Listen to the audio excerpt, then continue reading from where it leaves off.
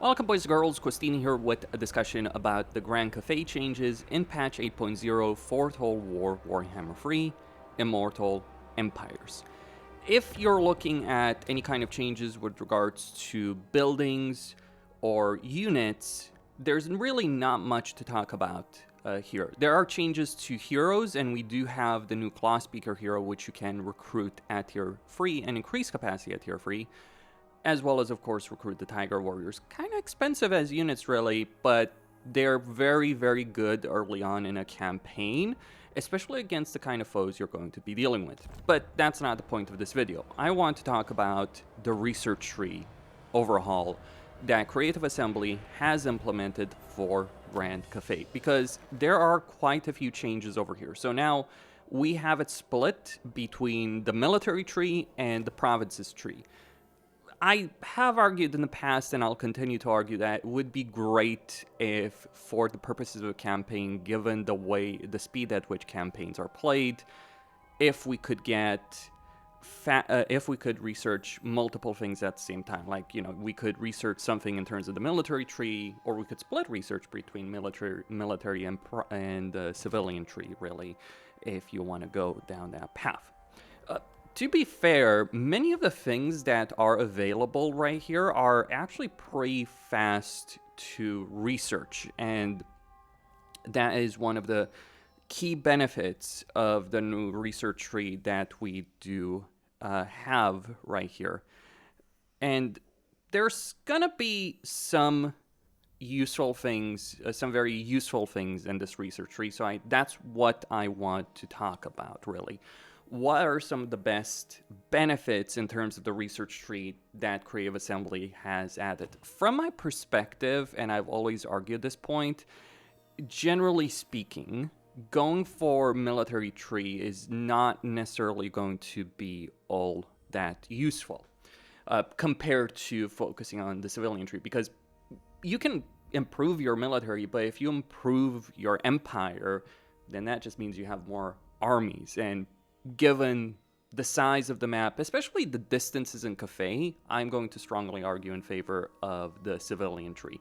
That's not to say that the military tree doesn't have its own useful set of things. For instance, one thing that's really good, and the first research I want to highlight, is Qumlan Anvil. This reduces global recruitment duration by -2 turns. And interestingly enough, if you're playing Bashiva, there's ways of reducing that global recruitment even further. So, especially in that campaign, being able to reduce the global recruitment duration to basically 0 or 2 turns at most for some of the higher end units is a pretty damn big benefit.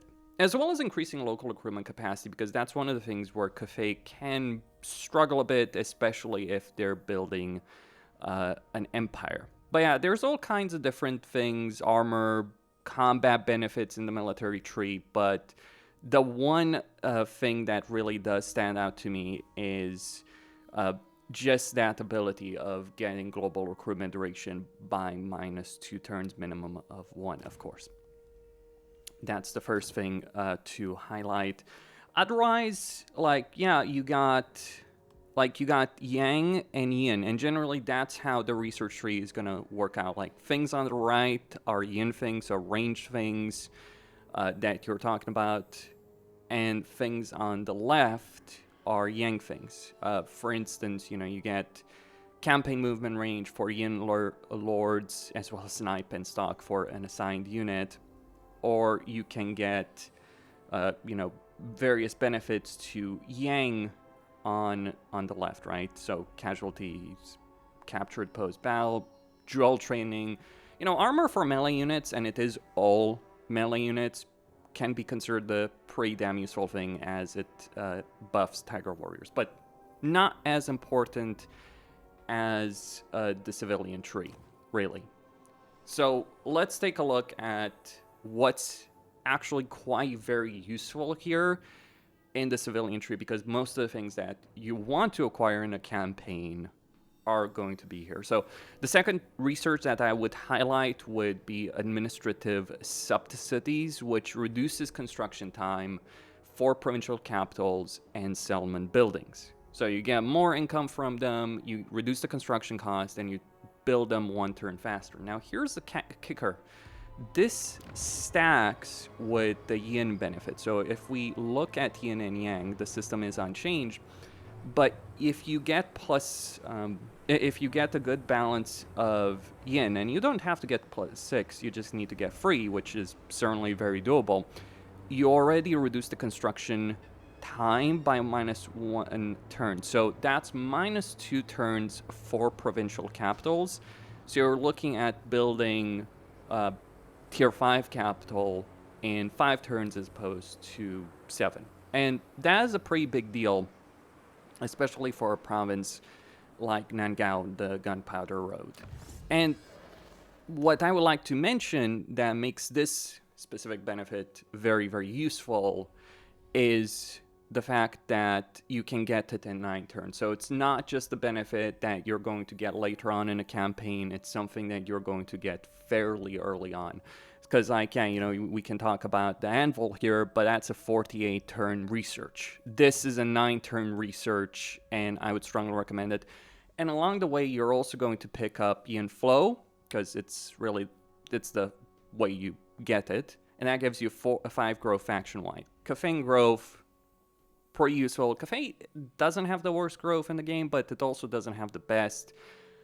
And given some of the distances involved in settlements, especially when we're thinking about where the legendary lords start, right? Xiaoming, Yanbo, Miaoying, even Bashiba, having that kind of growth is going to be useful. There's all kinds of different construction benefits, keep in mind that. But yeah, that is one of the main ones, because when you reduce construction time for provincial capitals, you're inherently reducing the construction time, you're getting building slots faster, you're building everything faster. So reducing construction time for military buildings, useful, but not as important as doing that for provincial capitals. Okay, so that's one very important research combined with, the global recruitment one. The third to talk about is harmonic balance. That's 13 turns. It gives you a hero capacity +1 for all heroes. Now, Cathay can get a good amount of heroes, but due to the nature of Yin and Yang, right, and the different recruitment buildings that they want, not having to spend as many building slots on different heroes can be useful. So, for instance, instead of having just 2 claw speakers, you can get 3 by the time you even get the building, 3 alchemists, 2 astromancers, 3 game masters. I would have preferred had they changed the tier for gate masters to tier 2 at the very least. And claw speakers as a casualty replenishment hero, at least one tier 2 hero would have been very, very welcome. So we do get that in 13 turns harmonic balance. So that's the third research that's really worth talking about. There's, of course, some really ridiculous things over here, like, for instance, making all Bastion Gate Garrison units unbreakable. So if you enjoy those kind of battles, you can definitely go for it. From my perspective, though, it's not necessarily going to be that exceptionally useful. Number 4, I would go with Bulwark against Chaos. Now, researching this is a very long process, or 32 turns, and you don't have to, by the way, research it. Like, you can go from the research of Yin and get into alignment calibration, reduce the Wuxing compass. But this is probably the thing that you would want to aim for, especially as Miaoying and maybe even Bashiba, because you are going to be fighting against Chaos, and making yourself immune to Chaos Waste Attrition is a pretty damn useful benefit in any specific campaign that you're playing as. It's not the same kind of crazy benefit that Kislev has, but nullifying climate penalties to some extent Not fully, though. Keep in mind the tooltip there, but nullifying climate penalties is always going to be good. And then we have dynastic finishing, which gives you a lord and hero recruit rank plus free. So that's the 5th most useful research right there. If you want to go down the Yang tree, that's your decision. Cathay can maintain a lot of armies, and the reason they can maintain so many different armies boils down to this. And this is why this is so useful. So obviously hero capacity, we talked about that, but when we talk about armies, on frontline provinces where your armies are going to be, I'm not talking about provinces where you're recruiting units. You might actually want to go Yang there, but you first need the buildings. So you might want to swap buildings around between Yin and Yang. But anyway, when we look at balanced harmony, and they've kept it the same, a balanced harmony gives you 20% campaign movement range, which, yes, does stack with what the alchemists provide and increased mobility.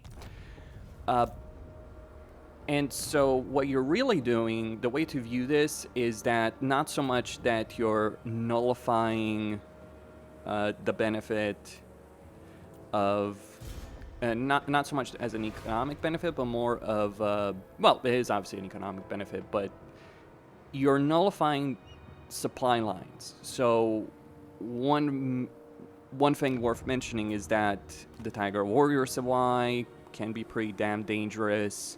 The Celestial General can be pretty damn dangerous. Obviously, you have a limit of 4 generals, but having these as a higher rank ends up being very, very useful in any campaign. So those would be some of the top techs that I would bother with. So, looking back at it, Kumla Anvil, the first one I mentioned for that global recruitment capacity, administrative subsidies, harmonic balance right there, bulwark against chaos, and dynastic finishing. What else is useful? Like, what else would you really want to bother with in a campaign? Well, maybe reducing the whooshing compass by 1 turn can be useful, because you usually want to maintain it at, you usually, until you get to casualty replenishment hero, you want to maintain it in terms of the Great Bash. But once you get those, you kind of just pour it into Celestial Lake. So I'm not certain why you'd want to switch that up. 20% sale value of caravans, not really that useful. What is, however, very useful in terms of research, though keep in mind this does take a fairly long time, so bear that specific aspect in mind. We are looking at widened roads and at roads of harmony and honor. So these increase maximum number of caravans by 1. Bathsheba does that as well, if I'm not mistaken. No, she does that as well.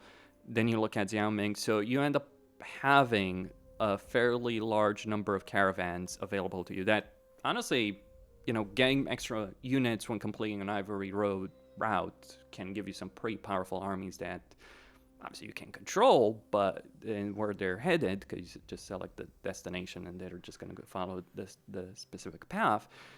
But it can be useful. Now, here's what I would have liked to see. Not just Chaos Wasteland changes, but also changes in terms of some way of nullifying climate penalties in the mountains, because you do have a number of mountains. In fact, some critical settlements in Cathay itself are also mountains. So, you look at Xingpo, that gives you hero recruit rank +7 for Astromancers and gives you Astromancer recruitment, but that's in unpleasant climate. Obviously, uninhabitable climate is generally far worse, construction time and all that kind of stuff, but still. Usually, though, if you can just hold on against village, build up the Great Bash, and you kind of don't have to worry. I would have hoped for certain changes that would have made the difference in the dynamic that Cathay has in their campaigns overall. Unfortunately, we did not get that. So Cathay has a bunch of nifty tricks. The research tree actually feels useful, as opposed to just... Before, you would pretty much use it to buff up Jade Warriors and just dominate the map with Jade Warriors, and everything further down the line was not so important, but now it is useful, and it does speed up the campaign process and makes things more interesting in the late game, but yeah, I would have preferred the full rework for Cathay. That's all for now. Costin here, signing out.